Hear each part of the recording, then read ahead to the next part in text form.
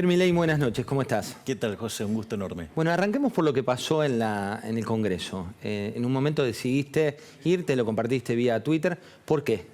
Porque el presidente de la Nación se puso a agredir a los porteños y como diputado nacional por la Ciudad Autónoma de Buenos Aires, con mi compañera de banca, Victoria Villarroel, decidimos levantarnos e irnos porque no teníamos por qué soportar las agresiones y las mentiras de Alberto Fernández. ¿Qué representaba esa apertura de sesiones? Digo, ¿cómo viste una vicepresidenta que no le aceptó ni el agua al presidente? ¿Cómo se veía esa relación desde adentro? Mira, a mí ese tipo de cosas a mí me importa nada. A mí lo que me importa es que venga y traiga un discurso donde directamente miente, donde hace recorte de los datos para mostrar una realidad que no es así.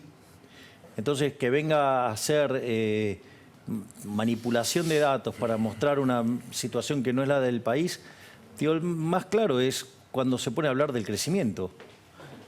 A ver, los procesos de crecimiento, primero que se miran en periodos largos, ya sea 50 años, 100 años.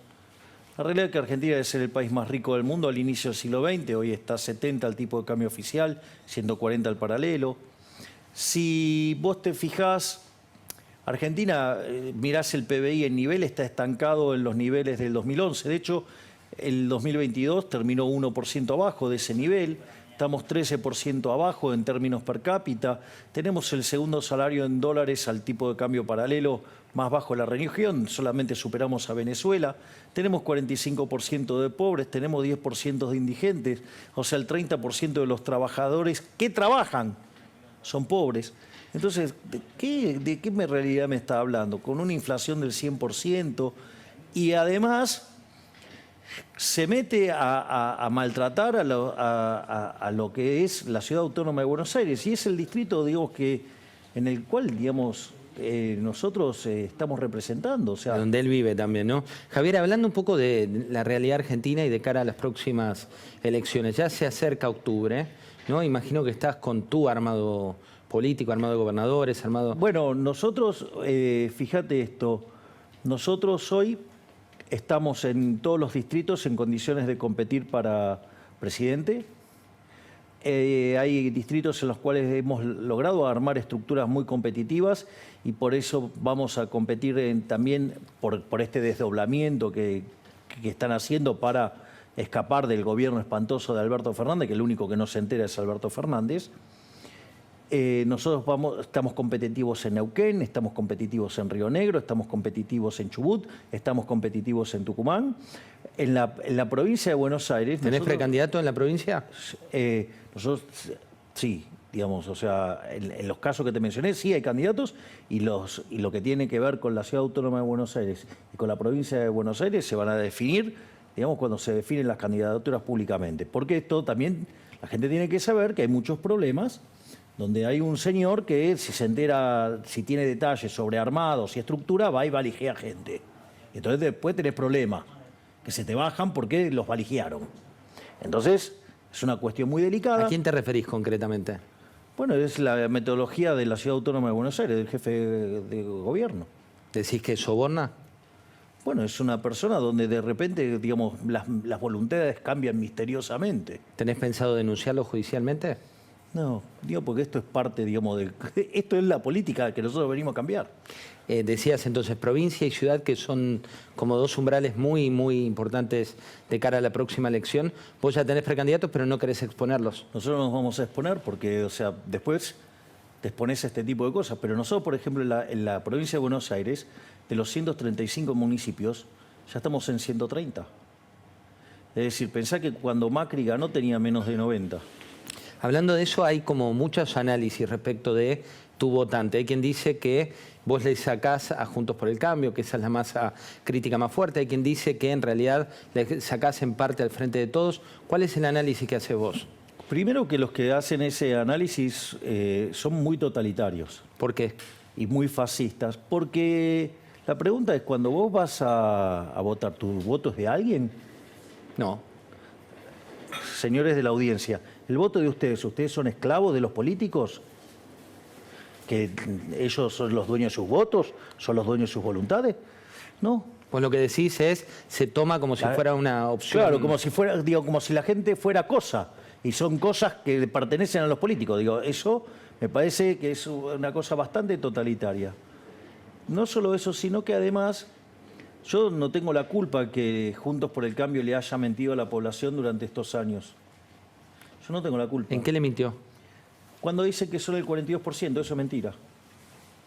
Cuando vos vas a un balotaje, la pregunta es, cuando vos vas a un balotaje, ¿tus votos son los del balotaje o los votos con los que vos entraste a ese balotaje? En realidad tus votos son los que vos entrás al balotaje. Después es una elección binaria. ¿Y el Frente de Todos les mintió? No, para. Todos mienten. Digo, pero Juntos por el Cambio en esto miente y hay que señalarlo.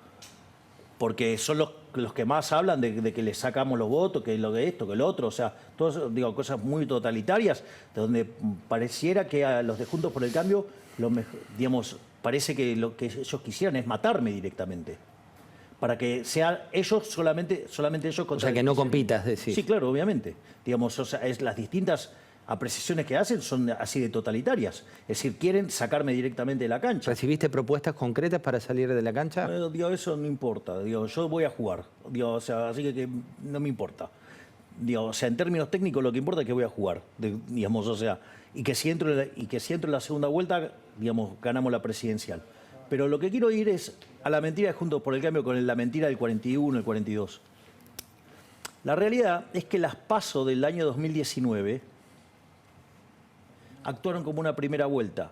Fue tan impresionante el triunfo en las PASO de Alberto Fernández, 48-31, que eso generó un efecto espanto y que la primera vuelta actuó como si fuera una segunda vuelta. Pero es como si estuvieras en un balotaje. Por lo tanto, no son esos los votos que tiene Juntos por el Cambio. Juntos por el Cambio tendrá 30, 35 puntos y no tiene más que eso. Recién diste una definición que es, si entro en segunda vuelta, gano el balotaje. Exactamente. ¿Segunda vuelta con quién, de acuerdo a tus análisis? A mí me da lo mismo, contra el que sea. ¿Y por qué crees que ganás? Porque todos tienen y con mucha razón, la gente tiene una pésima imagen de todos los políticos. Consideran que son una basura y ¿sabes qué? Tienen razón. ¿Cómo haces para que la política, que vas a hacer política, no te meta en esa liga que vos tanto cuestionás? Yo lo manifiesto con mis actos. ¿Querés un buen ejemplo? Lo que fue la votación del otro día, la del sistema previsional, digamos, la moratoria, ese nuevo disparate, o sea, que es una ofensa contra los jubilados actuales, sobre las generaciones futuras, que lo vamos a pagar con impuestos, con peores jubilaciones, con inflación. Digo, ahí, digamos, el debate tornó a un lugar más razonable. Ahora, la votación que le siguió, que implica directamente avanzar sobre tu historia clínica, ¿me comprendés? Avanzar sobre tu historia clínica y que quede en poder del Estado, ahí votaron todos juntos, salvo Victoria y yo. Ahí está la grieta. Javier, hablando de grieta, vamos a una hipótesis que, como vos decís, ganás la elección. Ejemplo, narcotráfico. Vamos a tomar medidas concretas. ¿Ves el narcotráfico? Bueno, a ver, pero ese tema... A ver, cuando vos ves lo que está pasando hoy, está claro que la situación te hace hervir la sangre y que querés entrar y romper todo, digamos, entrar con la Fuerza Armada, digo, querés hacer todo eso, digo, y es perfectamente entendible, ¿sí? Digo, que tus emociones te lleven por ese lado. Ahora vos tenés que arreglar los problemas. La realidad es que cuando vos mirás la experiencia de Colombia, la experiencia de México, no funcionó. Y ahora también te voy a explicar por qué. Vos para poder avanzar en esto necesitas hacer una reforma de la Ley de Defensa Nacional. Necesitas hacer una reforma de la seguridad interior. Necesitas reformar la ley de inteligencia. Necesitas avanzar en una reforma de la justicia, donde la reforma de la justicia implica, digamos, no solo trabajar sobre el enfoque y la forma en la cual vos mirás el problema. Nosotros, por ejemplo, tenemos una visión muy alineada con lo que, por ejemplo, es toda la línea que baja de lo que se llama análisis económico del derecho, que en el fondo no tiene ni más ni ver que el que la hace la paga. Y eso también requiere una ahí reforma. sería, en eso, en el narcotráfico, me quedo con esto, el que las hace la paga. Todos, en todos los aspectos. Porque una de las cosas que vos tenés, uno de los problemas que vos tenés, es que acá se puso a la víctima en el lugar del victimario y al victimario en lugar de víctima. ¿Y por qué? Bueno, porque esas son las ideas que impulsó fuertemente Zaffaroni y que el kirchnerismo le dio un fuerte respaldo a eso. Y eso, ¿sabés qué? Eso se hizo, por ejemplo, esas ideas se empezaron a implementar en la ciudad de Nueva York a mediados de las décadas de 60. Que ahí es cuando Gary Becker, dando clases en la Universidad de Columbia, o sea, en Nueva York, desarrolla este artículo que se llama Crimen y Castigo y que da origen a todo este análisis económico del derecho. ¿Y qué pasó? Vos a mediados de los 80, o sea, 20 años después, New York era la ciudad más peligrosa del mundo. Y ahí es cuando llega Giuliani y aplica el principio de las ventanas rotas. Pero esto no es ni más ni menos que el que las hace la paga. ¿Y hay que Pero bajar la edad de las penas, por ejemplo? En realidad las penas tienen que estar en línea, digamos, a los delitos que vos cometés. O sea, digo, un tipo que, digo, o sea, a ver, puedes ser menor de edad, pero si está asesinando gente, che, dale. Porque si no, el problema es que vos qué haces, trasladás el delito, se lo mandás a hacer a otro. ¿Hay connivencia del poder político, sobre todo el gobierno, con el tema del narcotráfico en Rosario? Yo no tengo dudas que hay connivencia de la política, obviamente, si la política se financia con esto. Y cuanto más gobiernos de izquierda tenés, más profundo es esto. Por eso, digo, también hay que mirarlo como un problema de seguridad nacional, ¿me comprendés? Fíjate esto, digo, y de la defensa nacional. ¿Por qué? Porque muchas veces en estas situaciones vos tenés intromisiones de los países de izquierda vía el narcotráfico. Es la forma en la cual te entra la izquierda y te genera el caos social que después siembra, deja el terreno fértil para la implementación de las ideas de la izquierda. Entonces hay que tener mucho cuidado con eso y también hay que, pero también hay que tener mucho cuidado con lo que uno dice si no se modifican las leyes y si no se modifican el marco. Porque vos, por ejemplo, acorde a la Convención de Ginebra, vos no podés mandar a las Fuerzas Armadas a pelear contra civiles, salvo casos excepcionales de niveles de violencia, digamos, que casi que es como si fuera una guerra. Porque ¿cuál es el problema? Porque vos mandás a las Fuerzas Armadas a hacer eso y después los políticos de porquería que tenemos no los bancan. ¿Y sabes qué? Terminan presos por delito de lesa humanidad. Hablando de guerra, hay una guerra interna muy fuerte en la política. Cuervo Larroque decía esto que quiero compartir con vos. De honrar, y hay una sensación de, bueno, en términos de lo que era la expectativa en aquel momento y la realidad hoy, hay un desfasaje que se percibe naturalmente. Y si hubieran hecho las cosas de una manera tan clara y tan contundente, hoy ni hubiera existido la mesa del 16 de febrero ni todo este debate. Naturalmente el peronismo hubiera ido por la reelección de Alberto, que era inclusive algo que nosotros estábamos dispuestos allá cuando hicimos la campaña por Alberto y cuando comenzó su gobierno. Era lógico que si las cosas se hacían bien y la gente obviamente percibía que se estaban resolviendo sus problemas, lo natural era ir por una reelección. Bueno, me parece que no estamos en ese contexto y todos tenemos que tener la madurez, salir de la chiquita, salir, ¿no?, de cuestiones más de carácter egocéntrico y pensar la política en función de la gente. Dice, si hubiera hecho las cosas bien, tendría la reelección. Sin embargo, hoy el presidente quiere ser reelecto. Quiere ser reelecto, pero no va a ser reelecto. Es más, yo te voy a decir algo que es muy importante. Y esto también debería ser más sincera la gente de Juntos por el Cambio y no estar tratando de asustar y espantar a la gente con el cuco. El cuco es Cristina. El Frente de Todos va a perder. Pierde la elección, la pierde. Aunque Massa sea candidato, aunque A ver, Scioli sea candidato. vamos a ponerlo en estos términos. El mejor candidato que tiene el Frente de Todos, que tiene más votos, es Cristina. Tiene 25% de los votos. ¿Sabes qué?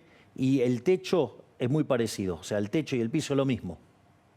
¿Qué quiere decir esto? Que si llegara a entrar a una segunda vuelta, Cristina, pierde con todos. Y ella no se va a someter a esa derrota. Consecuentemente,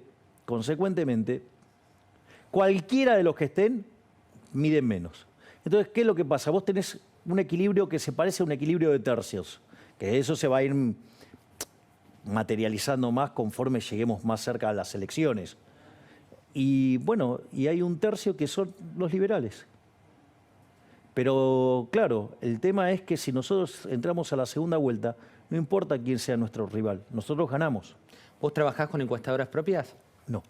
¿Lees las encuestas que salen? Exacto, y sé quién las paga y entonces sé cómo va tocando los números. ¿Ahí también el que las hace las paga?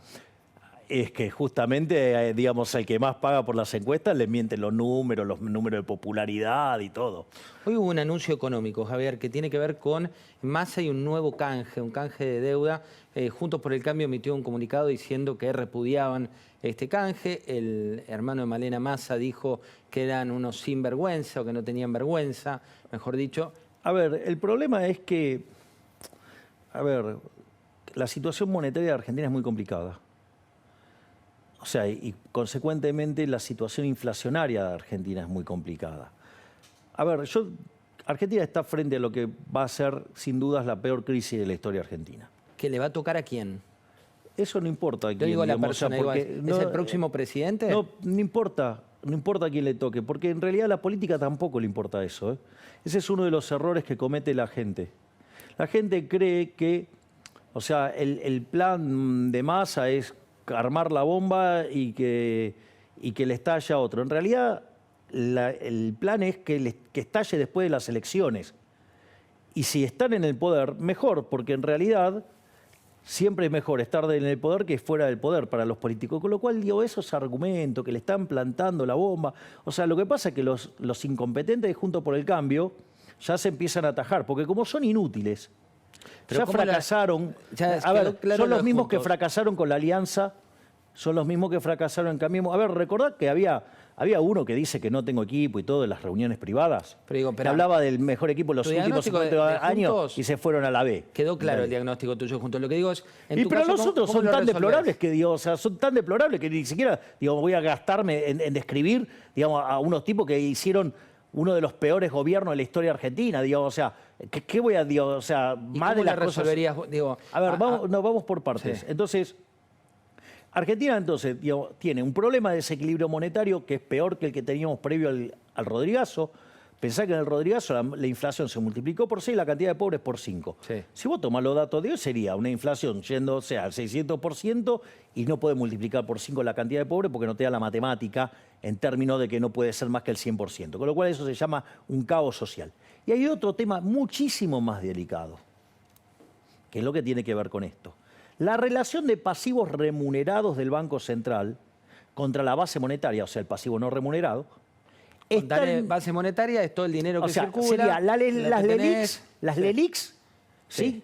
Que son el instrumento que utiliza para estabilizar y para colocar deuda del gobierno indirectamente. Y por otro lado, eso lo comparás contra la base monetaria, que es la guita que nosotros llevamos los bolsillos. Lo que circula es lo que hay en los bancos. Exacto. Sí, que son los encajes.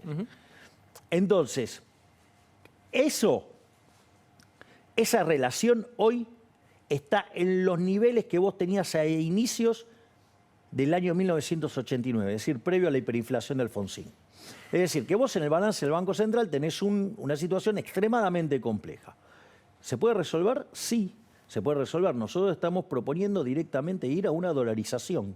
Porque digo, te pongo un punto ahí. En realidad es aclaro porque después la gente Juntos por el Cambio edita videos y ¿vieron que le llegan esos videos misteriosamente por WhatsApp?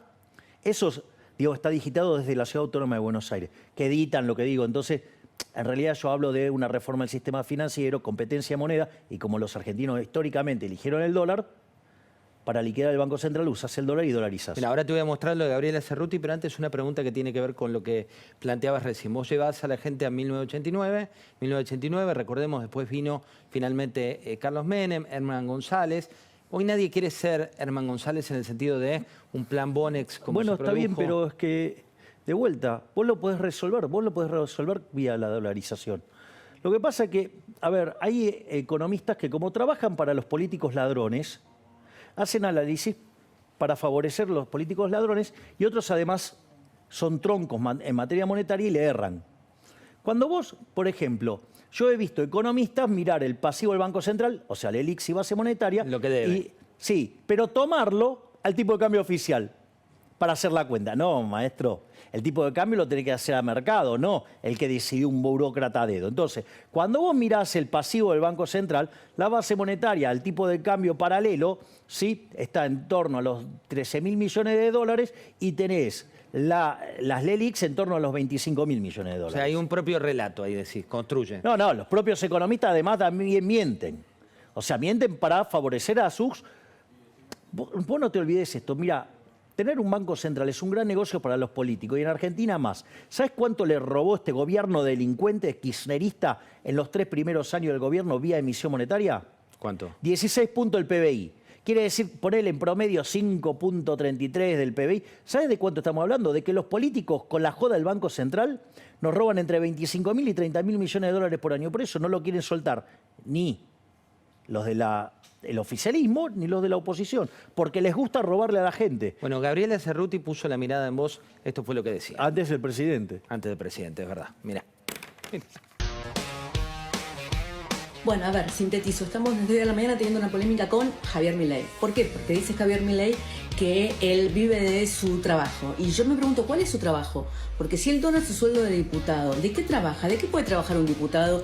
Además, que Milei, como diputado, no va a la Cámara, no sesiona, no hace leyes. Todo eso es otro problema. Pero al margen de eso, los diputados no pueden trabajar de cualquier cosa. Porque no pueden trabajar, dice la ley de ética pública, para ninguna empresa que tenga algún tipo de relación con el Estado. Todas las empresas tienen relación con el Estado, porque el Estado regula, porque da subsidios, porque las empresas le piden, porque hay algún conflicto de interés. O sea, Milei, no puedes trabajar para empresas porque eso es incompatible con la ley de ética pública. Entonces, ¿para quién trabajas, Milei? ¿De qué vivís, Milei? Esta es la pregunta que hasta ahora no tenemos ninguna respuesta. A mí me parece que este señor vive de alguna casta, que no sea la casta política. Tal vez Milei vive de la casta de los empresarios, de los ricos, de las multinacionales y de los todopoderosos.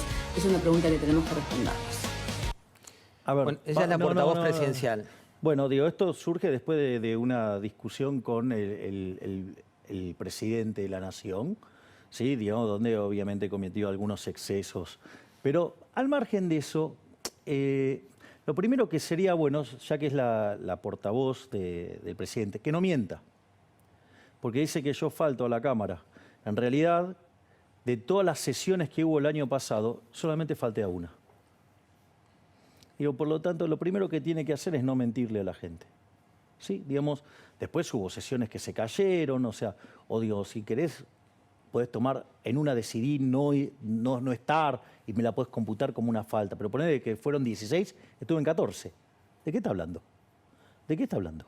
O sea, lo primero que hace es mentir. Lo que pasa es que también esta es una mentira que la gente Juntos por el Cambio también se encargó de instalar, es que yo no voy a la Cámara. A ver, yo no voy a las reuniones... Pero ahí es Gabriela Cerruti, de frente de todos. No, sí, pero es la misma mentira, digo, todos muerden de la misma después.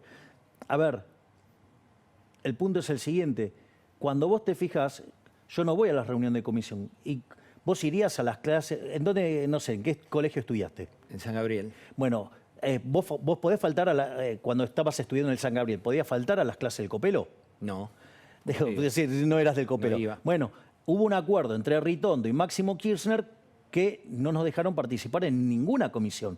Entonces yo no falto a ninguna comisión. Porque ¿Y te básicamente... molesta cuando te pincha también con de dónde viene tu plata? No, eso no, ahora lo contesto. De hecho, nosotros hicimos una gacetilla y digamos... A ver, yo básicamente vivo de lo que viví siempre. De dar conferencias... Lo que pasa es que yo entiendo, la señora Cerruti, ¿quién va a pagar un mango para escucharla? Para que ella la escuchen, tiene que pagar. En cambio a mí, digamos, por dar conferencia me pagan. Me pagan en dólares además, ¿me comprendés? O sea, y no me pagan poquito. O sea, mis conferencias oscilan entre 10.000 y 25.000 dólares. O sea, ¿sabes qué? Entonces digo, ¿qué me voy a preocupar? Digo, esta mujer para que la escuchen tiene que pagar. Hablabas Digo, de... no, pero pará. Sí. La otra cosa que hago es, escribo libros y la gente los compra. ¿Me comprendés? Porque escribo sobre cosas interesantes. Por ejemplo, en abril va a salir un nuevo libro mío que, ¿sabes qué? Se llama El fin de la inflación. Y mientras que está todo el chanterío diciendo que no se puede dolarizar, que no, digo, qué sé yo, dentro de los que me criticaron, no sé, me critica un tipo, por ejemplo, que ni siquiera sabe hacer las cuentas, ¿no? Porque cuando fue a computar la deuda del Estado Nacional, agarró y tomó la deuda del Gobierno Nacional y le sumó la de las LELIC. No se dio cuenta que en el medio del Banco Central tiene el equivalente de cerca de 75.000 millones de dólares de títulos públicos. ¿Me comprendés? Donde vos 25.000 millones de eso los vas a mapear contra las LELIC. Y después tenés 3.000 millones de la oposición de oro, la vas a mandar contra la base, te quedan 10.000 por rescatar y con que esos títulos cotizaran al 20% podés rescatar la base. ¿Sabes cuánto cotizan hoy los títulos? ¿Cuánto? 30. ¿Sabes qué quiere decir? Que encima te sobra plata para hacerlo. Entonces, digo, yo entiendo, digamos, que hay gente malintencionada, hay gente burra y hay gente que además cobra por hacer esto. Cobra para ensuciar. Hay gente que cobra para ensuciar. Javier, muchas gracias por haber venido. Gracias, José.